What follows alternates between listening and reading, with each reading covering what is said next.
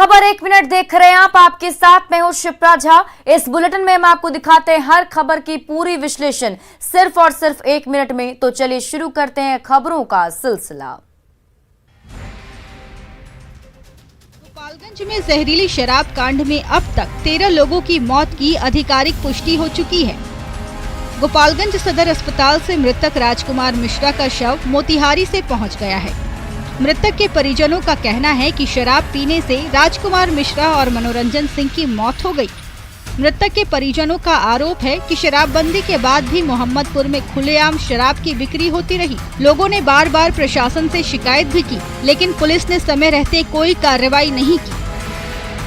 जब से शराब बंद हुआ है उसके बाद से शराब 2 नंबर बेची रहे हैं। प्रशासन तो कुछ कर नहीं रही है। प्रशासन करती तो ये दारू बंद है तो ये बेच कहाँ से रहे, लिया कहाँ से रहे। जहरीली शराब के कहर से कई लोग काल के गाल में समा गए हैं। वहीं कई लोगों का अस्पताल में इलाज चल रहा है।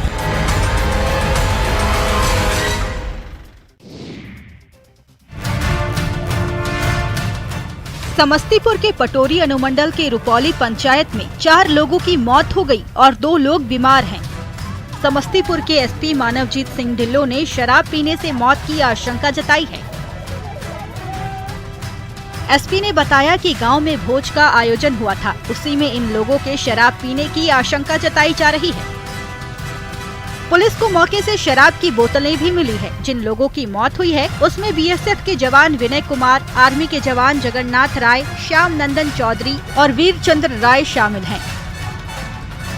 वहीं यदुवंश राय और राजीव कुमार राय की हालत खतरे से बाहर है। पुलिस मामले की जांच कर रही है।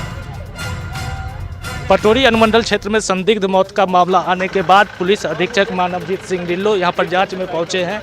एक दारू का बोतल हम लोगों को खाली मिला है जो आर्मी जवान है उनके घर से, मैकडॉवल 1 का है, तो उसका हम लोग एफएसएल एग्जामिनेशन कराएंगे कि उसमें एग्जैक्टली क्या था।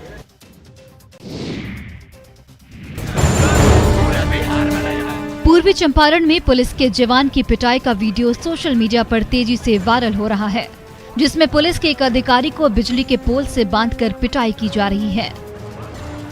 यह वीडियो सुगौली थाना क्षेत्र का है और दीपावली की रात जवान की पिटाई की गई। गांव में हो हंगामा करने की सूचना पर सुगौली थाना में पदस्थापित एसआई सीताराम दास छपरा बहास गांव पहुंचे, जहां पर असामाजिक तत्वों ने उनके साथ मारपीट की और बाद में बिजली के खंभे से बांधकर जमकर पिटाई की। दीपावली की देर रात हुई इस घटना का गांव के ही किसी युवक ने वीडियो बनाकर सोशल मीडिया पर वायरल किया है। दीपावली के बाद 5 नवंबर को एसआई सीताराम दास ने सुगौली थाने में 10 लोगों के खिलाफ प्राथमिकी दर्ज कराई है। दर्ज प्राथमिकी में उन्होंने कहा है कि छपरा बहास चौक पर करीब 200 लोगों ने उन्हें बंधक बना लिया और उनके साथ मारपीट की गई।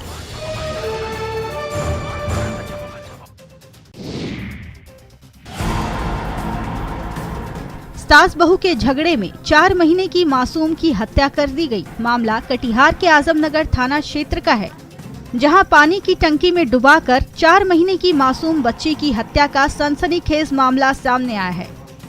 हत्या का आरोप बच्ची की दादी गुलशन खातून पर लगा है। बताया जा रहा है कि सास बहू के बीच लंबे समय से विवाद चल रहा था। इसी बीच बच्ची की मां आसमा खातून दूध लाने के लिए बाहर गई। तभी मौका पाकर पालने में सो रही बच्ची को उसकी दादी ने छत पर पानी की टंकी में फेंक दिया, जिससे पानी में डूबने से बच्ची की मौत हो गई। फोन गया यहाँ से कि आपकी जो नतनी है वो बरवाइन में वो डेट कर गई है। डेट कर गई तो हम लोग बोले कैसे डेट की, तो बोले कोई बोलता कि पानी में उसको जिंदा डुबा दिया था। घटना के बाद इलाके के लोगों में आक्रोश है। वहीं शिकायत के बाद पुलिस ने आरोपी दादी को पूछताछ के लिए हिरासत में लिया है।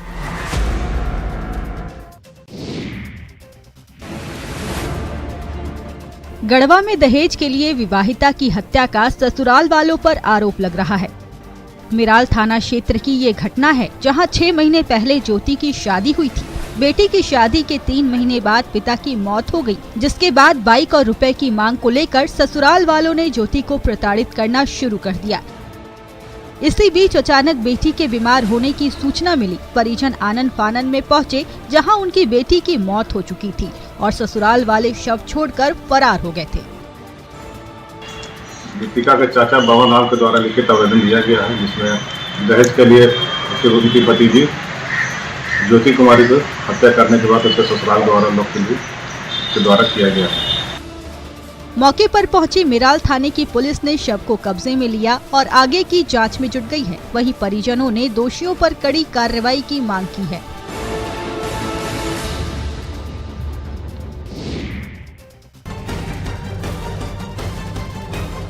रामगढ़ में हाथियों का झुंड रजरप्पा मंदिर के पास भुचुंगडी गांव तक पहुंच गया है।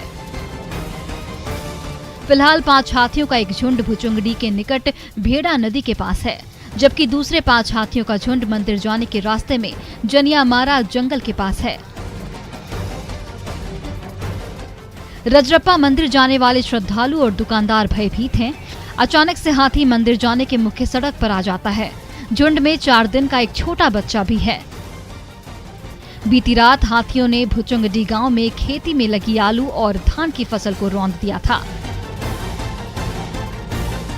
हाथियों का झुंड दामोदर नदी को पार कर बोकारो जिला चला जाता है, लेकिन फिर यह झुंड वापस रजरप्पा मंदिर क्षेत्र पहुंच जाता है। वन विभाग की कोशिशों के बावजूद हाथियों का झुंड यहां से नहीं भाग रहा है।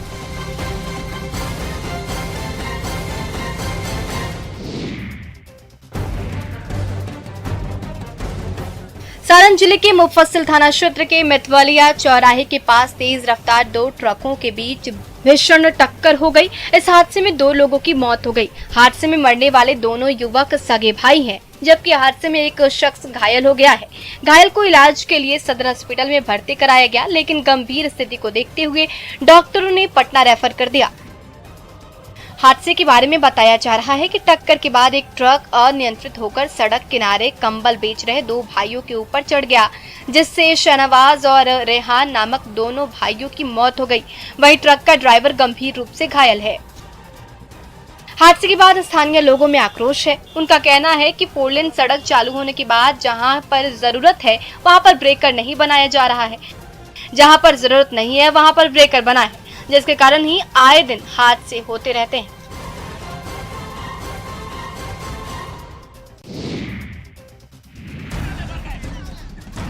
बेगूसराय के भगवानपुर बाजार में अपराधियों ने सोना कारोबारी को गोली मारकर घायल कर दिया। अपराधी सोना कारोबारी से लूटपाट कर रहे थे। जब कारोबारी ने इसका विरोध किया तो अपराधियों ने गोली मार दी। गोली लगते ही कारोबारी सड़क पर गिर गए। गोली की आवाज सुनकर आसपास के लोग पहुंचे और कारोबारी को हॉस्पिटल लेकर गए। कारोबारी को गंभीर स्थिति में भगवानपुर के एक हॉस्पिटल में भर्ती कराया गया। बताया जा रहा है कि घायल चंदन सोनी भगवानपुर बाजार में आभूषण का दुकान चलाते हैं। दुकान बंद कर अपने बेटे के साथ वापस घर जा रहे थे। इस दौरान ही बाइक पर सवार 3 अपराधियों ने रास्ते में घेर लिया और लूटपाट करने के दौरान गोली मार दी। आपको बता दें कि दिवाली की रात भी अपराधियों ने लोहिया नगर थाना क्षेत्र के बागी में 2 लोगों की गोली मारकर हत्या कर दी और 3 अन्य लोगों को गोली मारकर घायल कर दिया। बेगूसराय जिले में लगातार हो रही घटनाओं से लोगों में दहशत का माहौल बना हुआ है। वहीं पुलिस की कार्यशैली पर भी लोग सवाल उठा रहे हैं।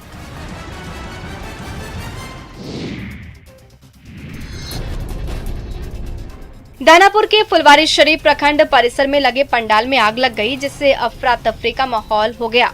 सूचना मिलने के बाद दमकल की 2 गाड़ियां घटनास्थल पर पहुंची और आग पर काबू पाया गया। बताया जा रहा है कि पंचायत चुनाव को लेकर लोगों को धूप से बचाने के लिए फुलवारी शरीफ ब्लॉक परिसर में पंडाल लगाया गया था, लेकिन दिवाली को लेकर पटाखा छोड़ने के दौरान चिंगारी ने पंडाल में पकड़ लिए, जिससे आग लग गई। देखते ही देखते पंडाल की आग तेजी से फैलने लगी। आग इतनी भयानक थी कि लोग सड़क से गुजर रहे थे और उनको भी मुश्किलों का सामना करना पड़ रहा था। सड़क के बगल में ही फुलवारी शरीफ प्रखंड कार्यालय है और इसी कार्यालय में लगे पंडाल में आग लगी थी। हालांकि इस घटना में किसी तरह के जानमाल का कोई नुकसान नहीं हुआ। घटना से पहले प्रखंड कार्यालय बंद हो गया था, जिसके कारण परिसर में लोग नहीं थे। आपको बता दें कि दीपावली के दौरान बिहार के कई जिलों में अगलगी की घटना पटाखा जलाने की वजह से हुई।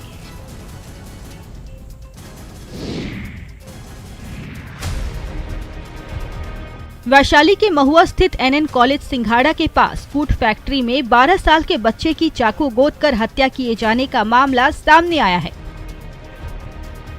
लड़का पिछले 2 दिनों से लापता था। घटना की सूचना मिलते ही मौके पर लोगों की भारी भीड़ जमा हो गई। हत्या की खबर से परिजनों में कोहराम मच गया। लड़का गुरुवार की दोपहर से ही अपने घर से लापता था। परिवार के लोगों ने उसकी बहुत खोजबीन की लेकिन नहीं मिला, जिसके बाद आज सुबह उसका शव बरामद किया गया। लड़के की चाकू से गोदकर हत्या कर दी गई है और उसके शव को NN कॉलेज सिंघाड़ा के पास बंद पड़ी कूट फैक्ट्री के पानी के हौज में फेंक दिया गया। शव के पास से हत्या में प्रयोग किया गया चाकू भी बरामद किया गया है। शव मिलने की सूचना पर महुआ पुलिस मौके पर पहुंची और मामले की जांच में जुट गई है।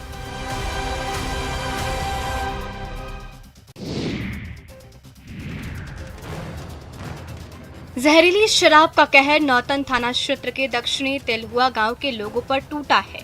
शराब पीने वाले 15 लोग अपनी जान गंवा चुके हैं और 8 लोग अभी भी अस्पताल में भर्ती हैं। जहरीली शराब का ऐसा असर हुआ कि किसी की जान चली गई तो किसी की आंखों की रोशनी ही चली गई। जहरीली शराब पीकर बाल बच्चे लोग भी अब शराब ना पीने की कसम खा रहे हैं।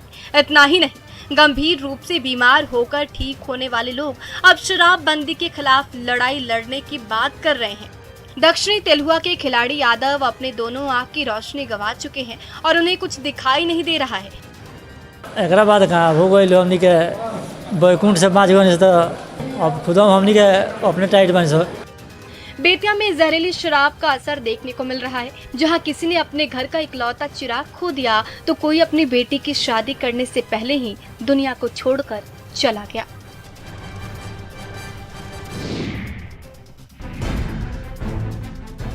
दुर्गा मार्केट के इलेक्ट्रॉनिक दुकान में ग्राहकों की भीड़ जुटी हुई है।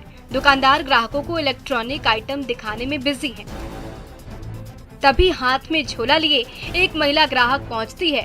बाहर डिस्प्ले पर रखे स्टीम आयरन को उठाकर देखती है और फिर वापस रख देती है।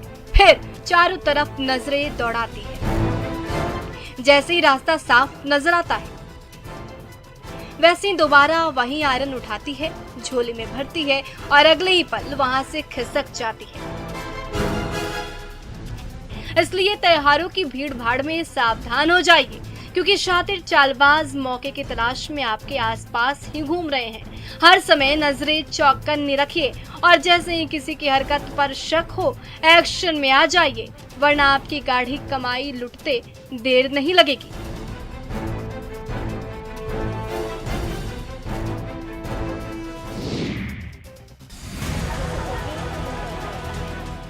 पटना के रूपसपुर के पहल टोला में आपसी विवाद को लेकर गुंडों की फौज ने दिन दहाड़े डॉक्टर धनंजय कुमार के घर पर धावा बोल दिया। लोहे के गेट को निशाना बनाने लगे, गालियों की बौछार करने लगे। जब अपराधियों को खदेड़ने के लिए डॉक्टर धनंजय कुमार बाहर निकले तो गुंडों ने उन पर वार कर दिया। जमकर लात और घूंसे चलाए, लाठियां बरसाई और मारपीट कर अधमरा कर दिया। महिलाएं बीच बचाव करने के लिए आगे आईं तो गुंडों ने उन पर भी लाठियों से वार कर दिया। जब मोहल्ले के लोग पहुंचे तभी ये अपराधी वहां से खिसके। रूपसपुर में डॉक्टर के घर पर अपराधियों के हमले की तस्वीरें सोशल मीडिया में तेजी से वायरल हो रही है।